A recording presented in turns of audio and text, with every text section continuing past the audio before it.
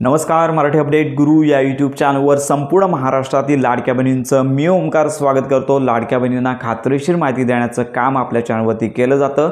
तर संपूर्ण महाराष्ट्रातील पात्र लाडक्या बहिणींसाठी आजचा हा महत्त्वाचा व्हिडिओ असणार आहे, जेणेकरून तुम्हाला पुढील हप्ते मिळायला हवे तर या संदर्भातली माहिती आपण या आजच्या व्हिडिओमध्ये देणार आहोत। जर तुम्ही एक महत्त्वाचं काम केलं नसेल तर कदाचित तुमचा पुढचा लाभ बंद होऊ शकतो।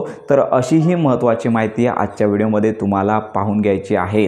तर साधारणतः संपूर्ण महाराष्ट्रातील पात्र लाडक्या बहिणींना 18 नोव्हेंबर पर्यंत ई-केवायसी साठी मुदत आहे। तर यामध्ये शासनाने एक महत्त्वाची सूचना दिलेली आहे की ई-केवायसी केल्यानंतरच तुम्हाला पुढील लाभ मिळणार आहे। जर तुम्ही पात्र असाल आणि ई-केवायसी केली नसेल तर तुम्हाला सध्याचा लाभ आहे 18 तारखेपर्यंत मुदत आहे। 18 तारखेपर्यंत ई-केवायसी केली नसेल तर मात्र तुमचा लाभ आहे तो बंद केला जाऊ शकतो। तर यामध्ये महत्त्वाची माहिती म्हणजे संपूर्ण महाराष्ट्रामध्ये 2,40,00,000 संपूर्ण महाराष्ट्रातील लाडक्या बहिणींची संख्या आहे। तर या बहिणींना ऑक्टोबर महिन्याचा हप्ता आलेलाच आहे, पण आता नोव्हेंबर महिन्यापासून हप्ते मिळवण्यासाठी सगळ्यात महत्त्वाची अट आहे, शासनाची अट आहे ई-केवायसी। तर यामध्ये लक्षात घेण्याची बाब म्हणजे तुमची ई-केवायसी झाली असेल तर एक गोष्ट तुम्हाला चेक करायची आहे की तुमची ई-केवायसी कन्फर्म झाली आहे की नाही हे तुम्हाला एकदा चेक करायचं आहे। तर यासाठी सगळ्यात महत्त्वाची बाब म्हणजे काय मोठं काम करायची गरज नाही आहे। ई-केवायसीची पोर्टल जे आहे तुम्हाला एकदा ई-केवायसीच्या पोर्टलला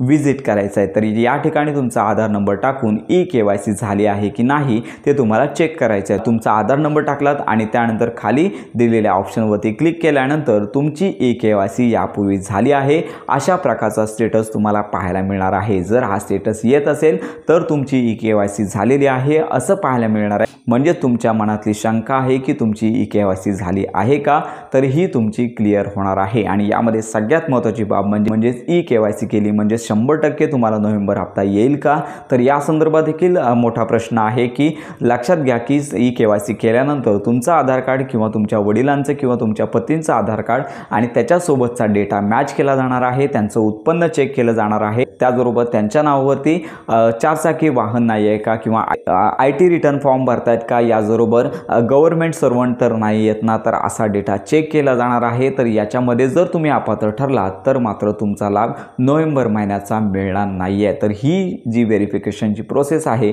ती देखील आता चालू आहे। त्यामुळे याच्यामध्ये ज्या लाडक्या बहिणी अपात्र ठरतील त्यांना मात्र लाभ पुढील महिन्यांपासून मिळणार नाही आहे। म्हणजेच ई-केवायसी केली असेल तर याच्यामध्ये खरोखर ज्या लाडक्या बहिणी पात्र आहेत त्यांचा लाभ पुढे कंटिन्यू राहील, पण अपात्र असून लाभ मिळत होता आणि ई-केवायसी केली असेल तर या लाडक्या बहिणींना बाद केलं जाणार आहे आणि त्यांना वसुलीची नोटीस पाठवली जाणार आहे। तर अशा प्रकारे ही महत्त्वाची अपडेट आहे। याच्यामध्ये ज्या लाडक्या बहिणी पात्र ठरतील त्यांनाच पुढील नोव्हेंबर महिन्याचा हप्ता मिळणार आहे। त्यामुळे ही महत्त्वाची बाब लक्षात घेऊनच तुम्हाला ई-केवायसी करायची आणि ई-केवायसी केली असेल तर एकदा तरी तुम्हाला हा स्टेटस चेक करायचा आहे। आणि याबरोबर संपूर्ण महाराष्ट्रातील अशा लाडक्या बहिणी आहेत की ज्यांची ई-केवायसी राहिलेली आहे, ज्यांची पती हयात नाही आहेत, वडील हयात नाही आहेत, त्यांनी पार्शली व्हेरीफाय करून घ्यायचा आहे। यांचा ऑप्शन अजून आला नाही आहे। 11 ते 12 तारखेपर्यंत प्रतीक्षा करा। याच्यानंतर तुमचे नातलग असतील किंवा सांभाळ करणारे असतील यांचा आधार कार्ड टाकून तुम्हाला ही ई-केवायसी करायची आहे।